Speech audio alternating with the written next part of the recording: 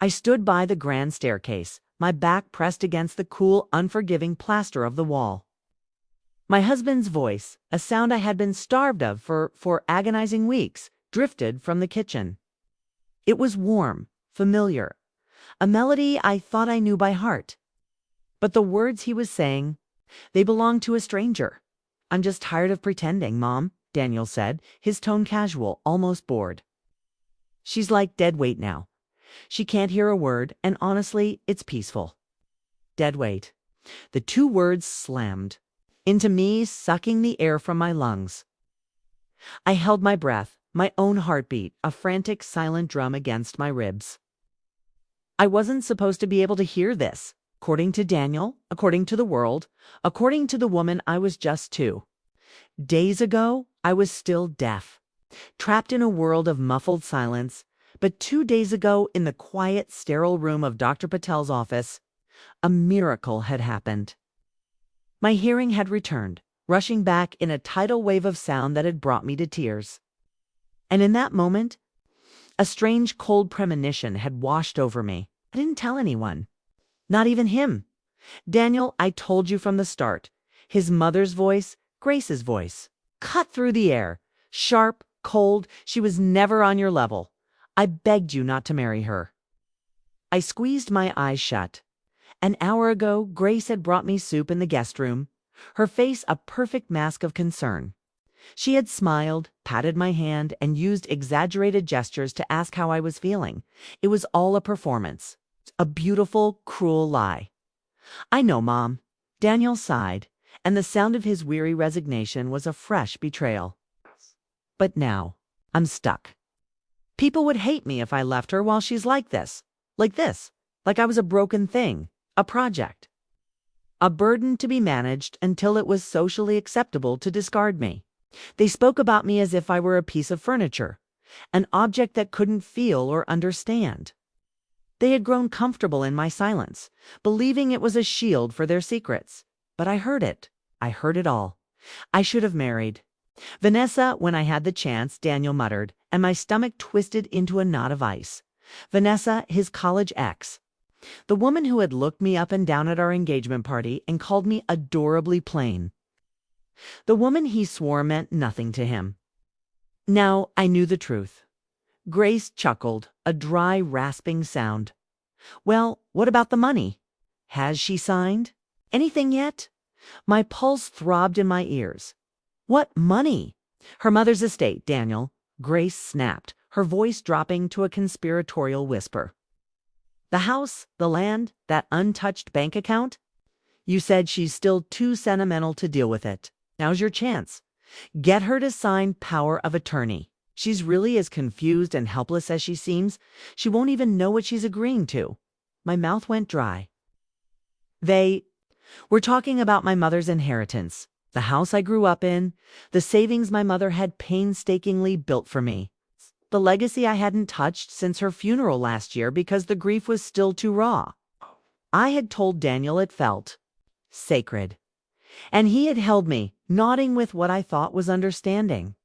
Now, that same man was plotting with his mother to steal it from me. "She trusts you." Grace pressed on, her voice like venom. She always does. "Just put the papers in front of her. Give her that sad, loving smile of yours." "She won't ask. Any questions?" "I'll try," Daniel said.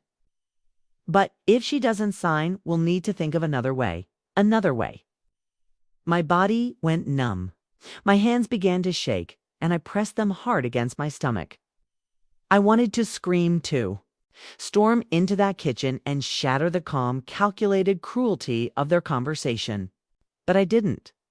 A cold, terrifying clarity washed over me. They thought I was weak.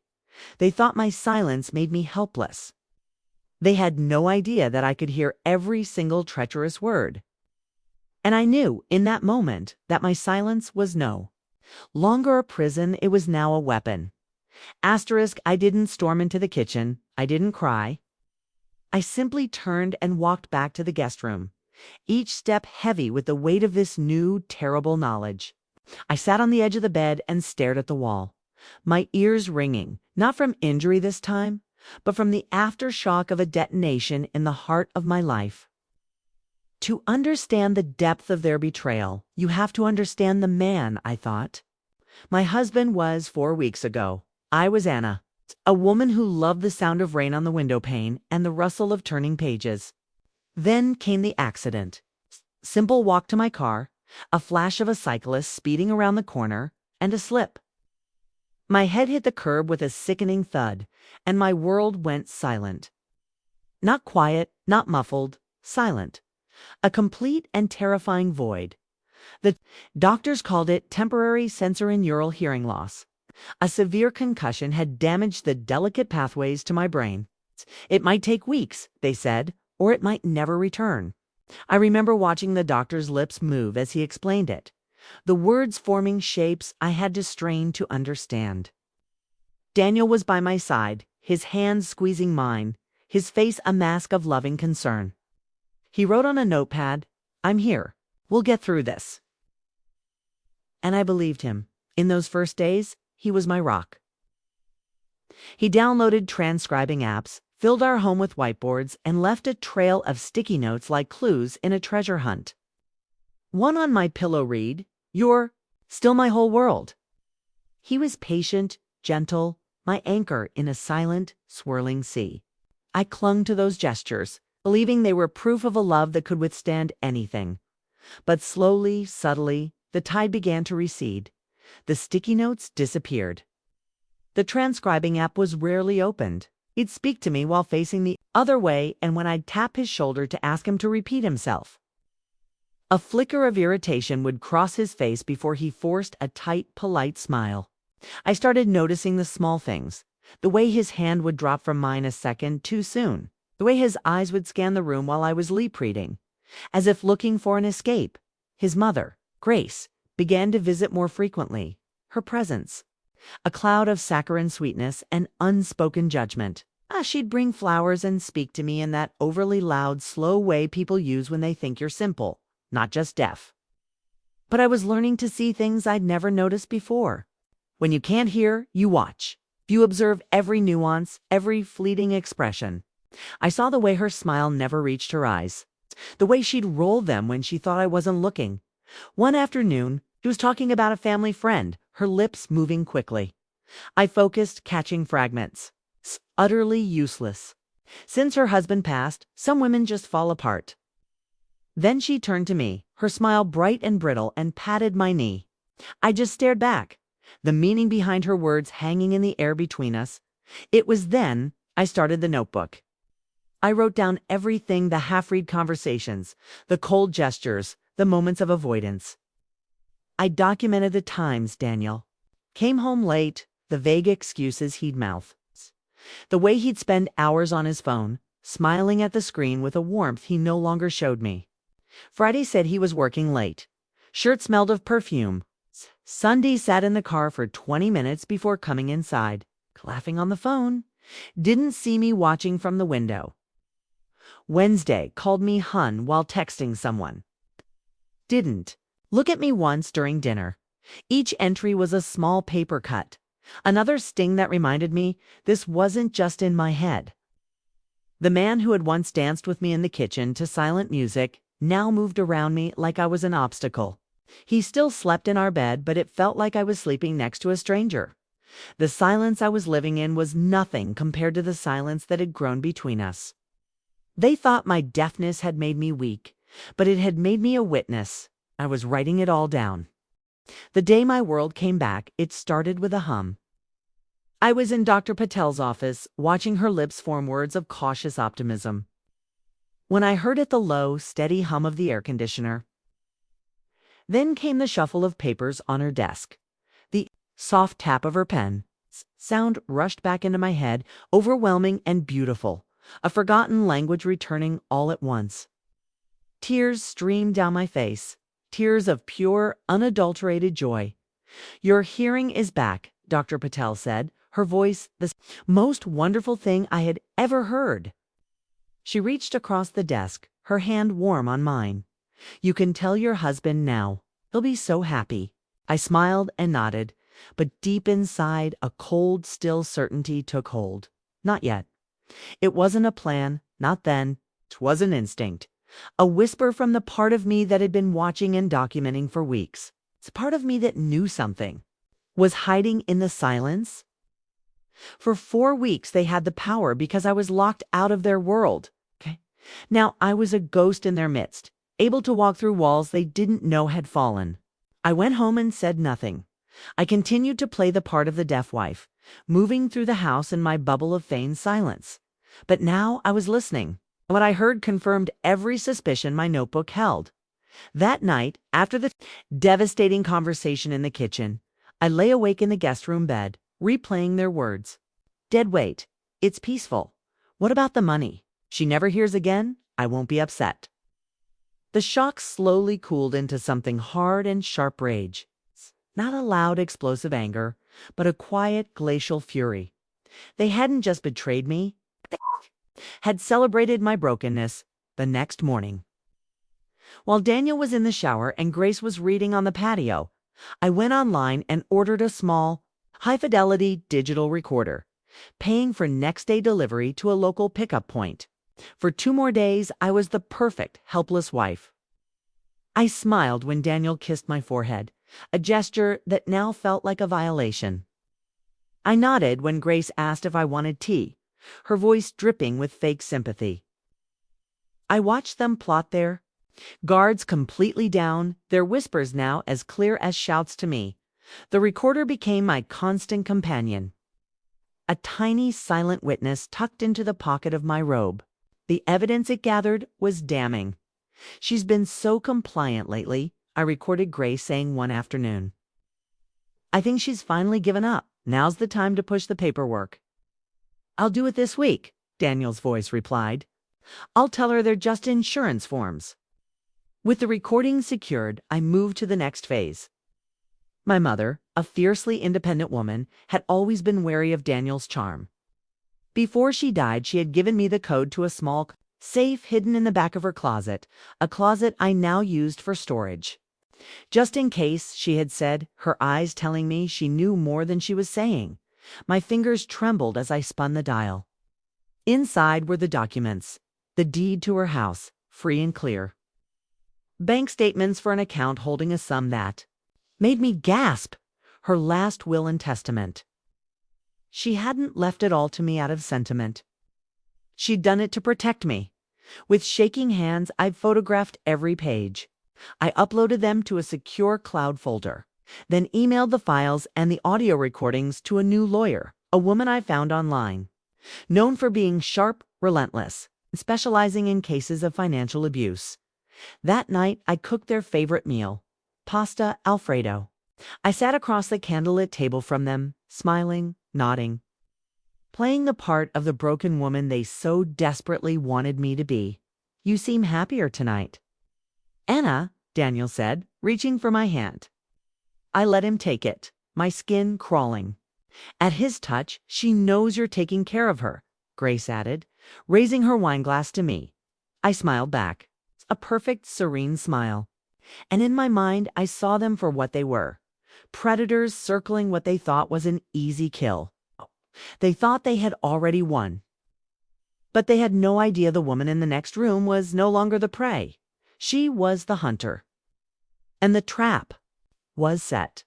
Asterisk, for 2 more days, I moved through the house like a phantom, a smiling, nodding ghost that they had created. I was a mirror, reflecting back the helpless woman they needed me to be. But behind the silent facade, I was a whirlwind of activity. I booked a hotel room in a quiet, distant suburb under a different name, paying in cash. I packed a small essential bag and hid it under the bed in the guest room. My new lawyer called. She had reviewed the audio files and the documents. You've been incredibly smart, Anna, she said, her voice sharp and confident. Case is airtight. I'm already drafting the cease and desist letters and the initial divorce filings. They won't know what hit them. On the final night, after they had both gone to sleep, I stood at the foot of their bed and watched them. Daniel slept soundly, one arm thrown over the pillow where my head should have been. In his sleep, he looked like the man I had married, peaceful, untroubled. But I knew now what lay beneath that calm exterior. Pay was a thief, a liar, a man who saw my pain as an opportunity. I felt a pang of something, not love, not sadness, but a strange, hollow pity. They truly believed they had one. They had no idea their world was about to end. The morning was quiet. Grace, surprisingly, was already gone, having left a note saying she had an early appointment. Daniel sat in the kitchen, sipping coffee, scrolling through the news on his phone. He didn't look up when I walked in. Morning, I signed my movements deliberately lazy. He glanced up, gave me the thin, practiced smile that no longer reached his eyes. Morning, sweetheart. I sat across from him, my hands calm in my lap. But inside, the storm that had been gathering for days was about to break. He folded his newspaper. "You okay? You seem quiet today?" I nodded. Then I opened my mouth and let the first word break the silence. I heard everything.